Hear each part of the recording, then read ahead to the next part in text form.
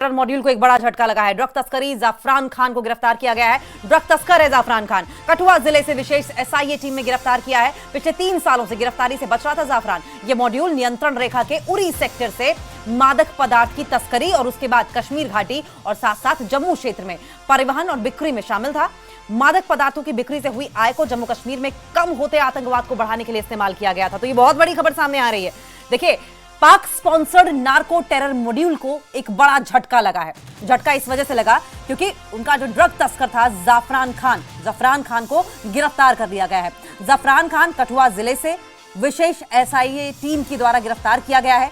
पिछले 3 सालों की अगर बात करें तो जफरान खान गिरफ्तारी से लगातार बच रहा था, चकमा दे रहा था पुलिस को भी, एसआईए टीम को भी। लेकिन यह मॉड्यूल, आपको यह भी बताते चलें कि एलओसी के उरी सेक्टर से जो मादक पदार्थ हैं या नशीले पदार्थ हैं उनकी तस्करी करता था और उसके बाद जम्मू कश्मीर में, कश्मीर घाटी के साथ साथ जम्मू के कई क्षेत्रों में न सिर्फ ट्रांसपोर्ट के माध्यम से उसको लेकर आना और लेने के साथ साथ, लेकर आने के साथ साथ, सप्लाई के साथ साथ उसको डिस्ट्रीब्यूट करना और साथ साथ उसे बेचना, इन सब में शामिल था। और आप जानते हैं कि इन मादक पदार्थों से जो पैसा आता था उसका इस्तेमाल किया जाता था जम्मू कश्मीर में कम होते आतंकवाद को बढ़ावा देने के लिए। जिस तरीके से शांति, अमन, चैन कायम हो गया है, इन पैसों का इस्तेमाल उस शांति को भंग करने के लिए इस्तेमाल किया जाता है। सरोज कफील हमारे साथ सहयोगी जुड़ गए हैं।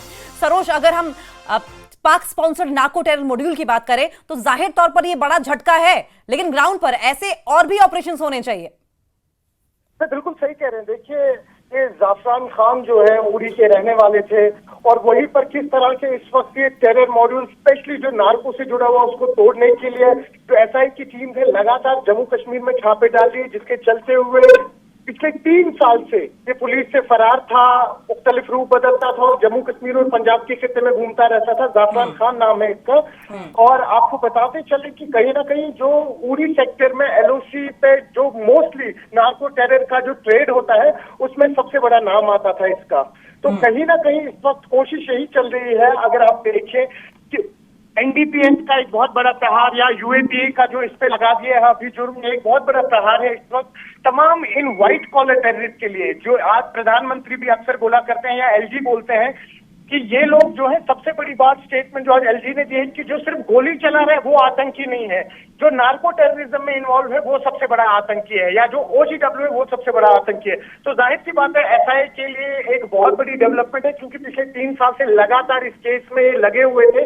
और साथ ही साथ आपको याद दिला दूं, 1 हफ्ता पहले ही 2 और बहुत बड़े नटोरियस टेररिस्ट हैंडलर जो है अब्दुल रशीद भट्ट, वो भी 2 साल से लगभग एब्सकॉन्डिंग था, उसको भी पुलवामा में पकड़ा गया और उसके भी नार्को टेरर के लिंक निकले थे। तो कुल मिला के अगर बात की जाए, आतंक तो है ही है, लेकिन नार्को टेरर का जो सबसे बड़ा यहाँ इस वक्त आतंक है उसको कर्व करने के लिए इस वक्त एडमिनिस्ट्रेशन लगातार इस फील्ड में है और ये एक एसआईए की बहुत बड़ी अचीवमेंट है। जी।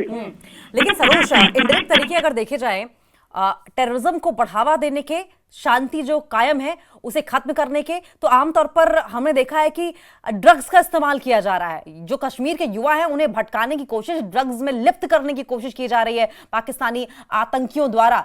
ऐसे में क्या और भी मीडियम है? कौन कौन से मीडियम है? डिटेल में हमें पूरी जानकारी दें कि किस तरीके से यहाँ पर ड्रग्स के जरिए शांति को खत्म करने की कोशिश की जाती है।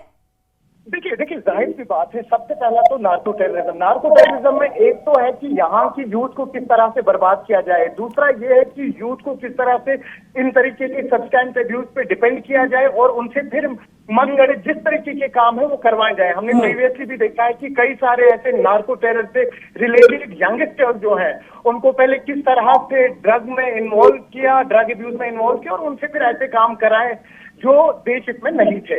देखिए, इसके बगैर आप देख सकते हैं इस वक्त कई सारी ऐसी स्पेशली फर्जी वेबसाइट्स हैं जिनके हैंडलर्स कहीं ना कहीं, जिनके आका जो है वो पाकिस्तान में बैठे होते थे। तो आईटी सेल्स पे भी काफी बड़ा प्रहार चल रहा है, जिस तरह से नार्को टेररिज्म पे चल रहा है। और कोशिश यही है कि ग्रास रूट लेवल से अब आतंक को निकाला जाए, भले ही फिर वो सिविल सेक्रेटरीट में बैठे हुए व्हाइट कॉलर ऑफिसर्स हो या इस तरीके के नार्को टेररिस्ट हो। जी सरोज, क्योंकि जफरान को पकड़ने में लगभग 3 साल का वक्त लग गया है, क्या ऐसे और भी हैंडलर्स हैं जो इस वक्त एब्सकॉन्डिंग है और उन्हें पकड़ने की कोशिश की जा रही है? क्या ग्राउंड पर इस तरह के और भी ऑपरेशन चलाए जा रहे हैं या चलाए जाने चाहिए? बिल्कुल बिल्कुल। देखिए, ऑपरेशन लगातार जारी हैं, इस तरह नहीं है। स्पेशली अगर हम पिछले 3 साल की बात करें तो देखिए कुछ ऐसे एब्सकॉन्डर्स हैं जिनको बिलाखिर कानून पकड़ ही लेता है, जिसमें हमने आज जाफरान की एग्जाम्पल देखी है। लेकिन कुछ ऐसे लोग भी हैं जिनको बड़े बड़े कंसाइनमेंट के साथ तुरंत ही पकड़ा गया। आप लगातार पिछले 1.5 साल से जम्मू कश्मीर पुलिस या एसआई या एनआईए जो है, हर दूसरे दिन या तो एक प्रेस रिलीज आता है या कोई डायरेक्टली इनडायरेक्टली जो एंटी नेशनल एलिमेंट में मौजूद रहता है उसको पकड़ा जाता है। तो कहीं ना कहीं होता ही कहीं से नहीं हो रही है, स्पेशली जब अगर हम एसआई या एनआई या जम्मू कश्मीर पुलिस की बात करें तो। लेकिन जाहिर सी बात है, जिस तरह से हम देखते हैं चैलेंजेस काफी ज्यादा रहते हैं। अब जिस तरह से सोशल मीडिया का दौर आया है, आपकी आइडेंटिटी किस तरह से आप छुपा सकते हैं, कम्युनिकेशन की स्किल्स दूसरे हो चुके हैं, हाईटेक कम्युनिकेशन स्किल्स यूज किए जाते हैं नार्को टेररिस्ट के थ्रू टेररिस्ट। लेकिन वही कहीं ना कहीं जिस तरह से हमारा भी डिफेंस हमने हाल ही में देखा था, भले तो ऑपरेशन सिंदूर हो या आदम है, हमारा डिफेंस सिस्टम काफी ज्यादा स्ट्रांग है। तो उसके चलते हुए ऐसे सब्जेक्ट जो होते हैं काफी इजी होता है इन लोगों को कैच करना, और उम्मीद भी यही रहती है आने वाले वक्त आप देखेंगे और भी कई सारे नार्को टेररिज्म से जुड़े हुए या ओजीडब्ल्यू जो है उनको भी किस तरह से खदेड़ा जाएगा। ठीक है, बहुत बहुत शुक्रिया सरोज आपका। आप नजर बनाए रखें, आगे भी इस पर आपसे अपडेट लेते रहेंगे।